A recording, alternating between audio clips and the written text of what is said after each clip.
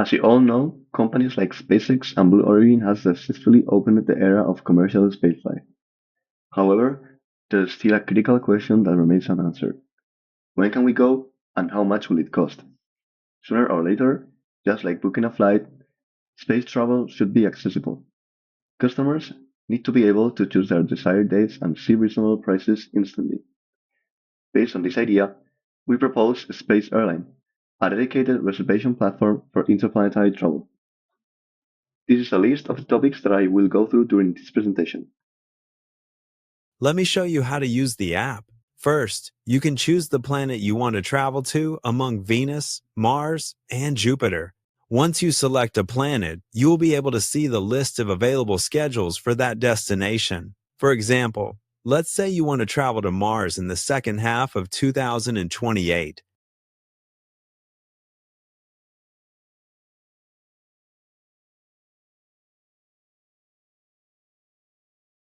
From this plot, you can check the departure date, arrival date, corresponding price, and the best available offer. Now, let's book a ticket departing on the 9th of November 2026 and arriving on July 7th of the following year. Once you select a flight, you can view the flight trajectory and detailed flight information. Are you ready for your space journey? Thanks for using Space Airline.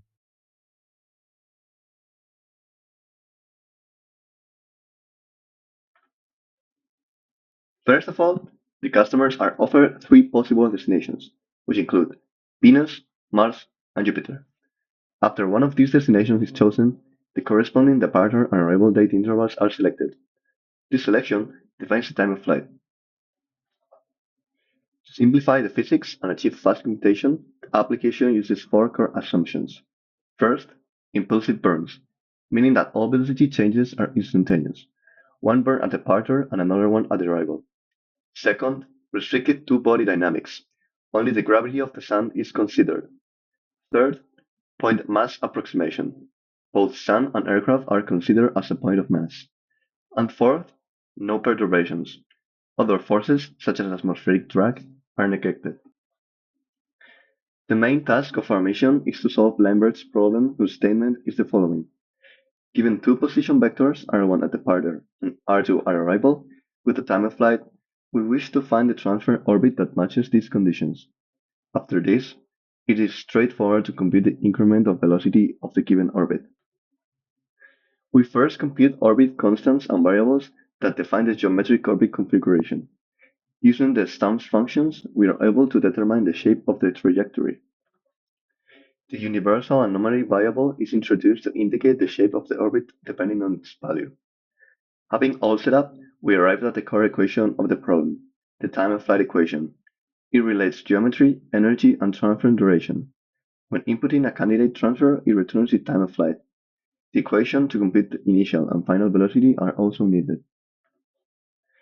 The problem will be solved if we can find some variable transfer that matches the target time after computing its time of flight.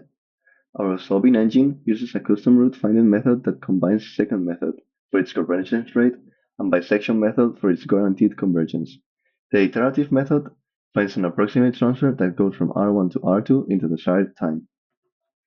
To find the best mission window, the system generates a pork chop plot.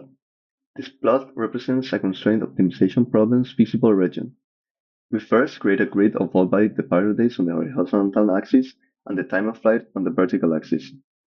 The result is a heat map with each point represents the mission cost for a specific launch and arrival pair. The global minimum corresponds to the cheapest and most energy efficient transfer. We use the grid search method to find such minimum. The algorithm performs the following steps for each grid point. First, get the planet's position vectors from the planetary ephemeris library. Second, solve Lambert's problem for that pair. Third, compute the total delta V. And fourth, store the value in a matrix, if it lies under a load quantity. Next, I will introduce our Space Airlines pricing policy.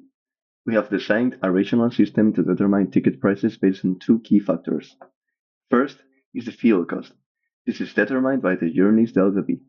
According to the rocket equation, fuel consumption increases exponentially as delta V rises. Consequently, our pricing model scales exponentially to cover these propulsion costs. Second is the living cost. Interplanetary travel requires the continuous supply of life support resources. Expenses for food, oxygen, and facility maintenance accumulate over time. Therefore, these costs rise linearly in proportion to the flight duration. We combine these two factors into our final pricing formula. As you can see, the first term represents fuel, and the second term represents living costs. Furthermore, we adapt our parameters based on the destination. For example, Jupiter is much farther and harder to reach than Mars, so we set a higher base fare and reference delta V, and also increased the daily cost to account for the complexities of long-duration deep space travel. Finally, we visualize these prices using a per chart plot. This map allows customers to easily check the price changes based on departure and arrival dates, helping them to choose the journey that best fits their budget and schedule. This slide explains how interplanetary trajectories are visualized using orbital dynamics. The example shown here is a transfer orbit from Earth to Mars in a 3D space. The trajectory is obtained by parameterizing motion with respect to time, solving differential equations with initial position and velocity vectors. The governing equation is the classic two-body equation, where acceleration is determined solely by the sun's gravity.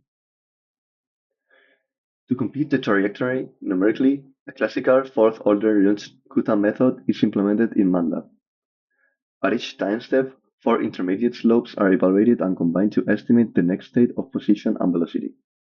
As a result, velocity and position vectors are obtained for the entire time of flight, enabling accurate and physically realistic orbit visualization.